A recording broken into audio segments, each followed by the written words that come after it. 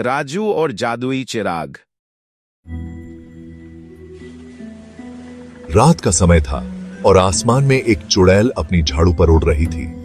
अचानक उसका जादुई लैंप उसकी पकड़ से छूट गया और नीचे गिरते हुए एक स्कूल के पास जा पहुंचा। सुबह हुई और बच्चे स्कूल जा रहे थे।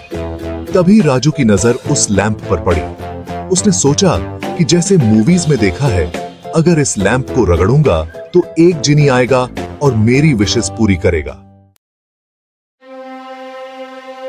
राजू ने स्कूल बंक किया और सीधा जंगल की ओर निकल पड़ा। जंगल में पहुंचते ही उसने लैंप को रगड़ा और अचानक जिनी प्रकट हुआ। जिनी ने राजू से कहा कि उसे 3 विशेस मांगनी है ताकि जिनी आजाद हो सके। राजू ने पहले सोच में पड़ गया कि क्या मांगे। फिर उसने अपनी पहली विश मांगी कि उसके माता पिता और वह खुद बहुत रिच हो जाए। जिनी तुरंत गायब हुआ और 1 सेकंड में वापस आ गया, एक बैग लेकर जो पैसों से भरा था। जिनी ने बताया कि उसने राजू के घर पर भी 50 लाख रुपए के 10 बैग्स रख दिए हैं और इस बैग में भी 50 लाख रुपए हैं। राजू बहुत खुश हुआ और खुशी में डांस करने लगा। तभी जिनी ने कहा कि अब अपनी दूसरी विश बताओ।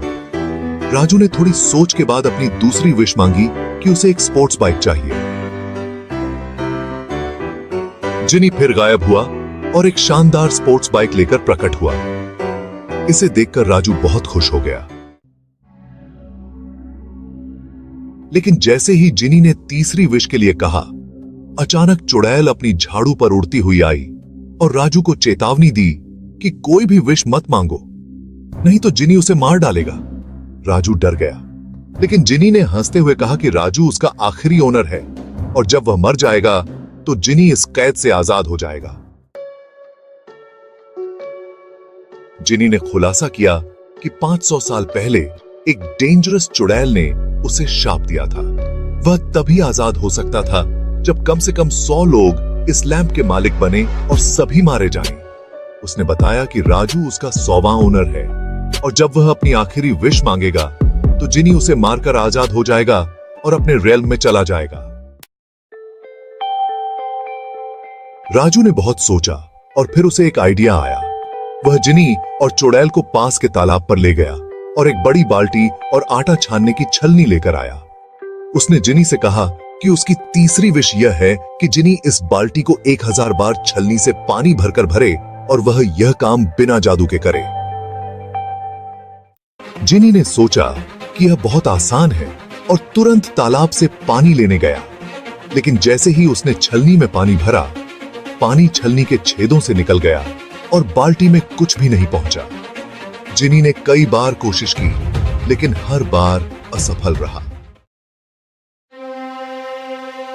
अंत में जिनी ने राजू से कहा कि वह इस विश को पूरा नहीं कर सकता। यह कहते ही लैंप टूट गया और जिनी मरने लगा। जिनी की आत्मा ने राजू को बताया कि शाप के अनुसार अगर कोई ऐसी विश मांगी जाती है जिसे वह पूरा नहीं कर सकता, तभी वह लैंप से आजाद हो सकता है और उसे शांति मिल सकती है। इसके बाद चुड़ैल अपनी झाड़ू पर उड़कर चली गई और राजू अपने घर लौट आया। उसने घर वालों को सारी कहानी सुनाई। राजू के परिवार वाले खुश थे कि वे अमीर हो गए। लेकिन तभी राजू की मां एक स्टिक लेकर आई और उसे पीटने लगी कि उसने स्कूल क्यों बंक किया। इस कहानी से हमें यह सीखने को मिलता है कि किसी भी स्थिति में धैर्य और सूझबूझ से काम लेना चाहिए। जादू और शक्ति का मोह हमें गलत रास्ते पर ले जा सकता है, लेकिन समझदारी से ही सही समाधान मिलता है। अगर आपको ये कहानी पसंद आई तो कृपया इसे लाइक करें, अपने दोस्तों के साथ शेयर करें और हमारे चैनल मॉरल स्टोरीज को सब्सक्राइब करना न भूलें। नई कहानियों के लिए बेल आइकॉन जरूर दबाएं।